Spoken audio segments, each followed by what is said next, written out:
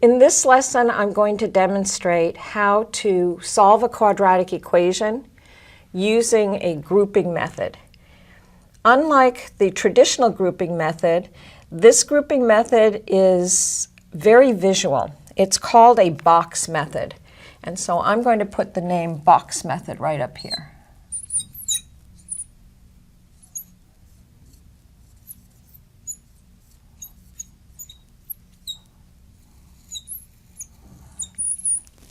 This pen is running out.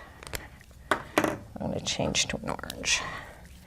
So with the box method is the same as factoring by grouping. We are just going to change the format of how we lay it out on our paper. Otherwise, it's exactly the same as the traditional way of factoring by grouping. I'm going to put the box over here. This is the method that we're going to use.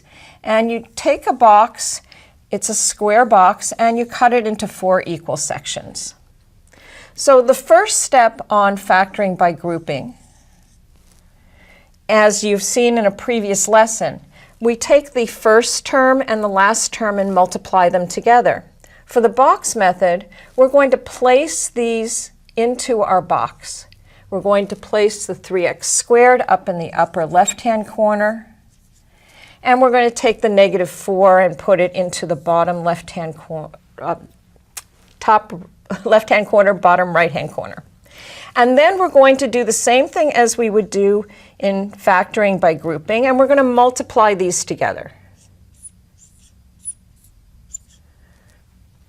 And just like the factoring by grouping process, we need to find 2 terms that can replace our center term.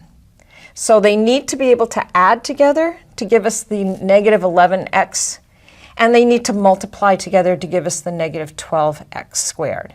We know that 1 times 12 gives us 12, but we have to have it negative, and they have to add to -11, so I'm going to put the negative sign right there. We know both of these have x's included in them. Now, instead of laying this out in a linear way over here, we're going to continue filling in our boxes. We're going to fill with these 2 terms. It doesn't matter which box you put these in. It's totally your choice. So we have an x times 1, and we have an x times the -12. Now we're going to look for our greatest common factor. And we're going to do that going straight across the top row. I see that 3 will divide into 3 and 12, and x will divide into both of these as well. I'm not going to worry about my positives and negatives yet. I'm going to do that at the end. I can see along the bottom row, though, there's nothing in common here. So when there is nothing in common, there's always a 1. I can always multiply both of these by 1 or divide both of these by 1, and they'll come out the same. And then I'm going to go vertically and find my greatest common factor. And I'm going to come down here, and I can see that both the top and the bottom, I get an x, and the top and the bottom here, I get a 4. Now I want to figure out, where do my negative signs go? This is actually a multiplication matrix, which means that what's on the outside has to multiply together to give you what's inside. So 3x times x gives me a 3x squared. A 1 times x gives me an x.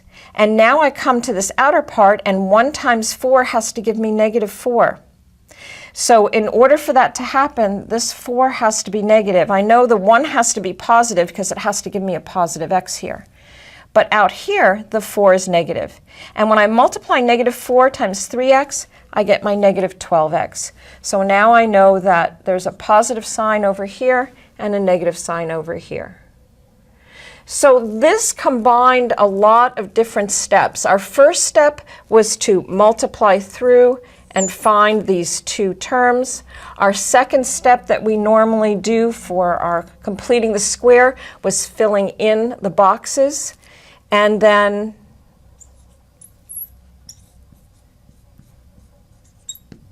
our third was to do our greatest common factor. in order to get our factors out here. So our final step is the factors. We end up with the 3x plus 1, which is along our vertical, and our second one is the x minus 4. When we set these equal to 0, we're able to find the x coefficient, the x term of our, where this parabola hits the x-axis. So I have 3x plus 1 equals 0, and x minus 4 equals 0.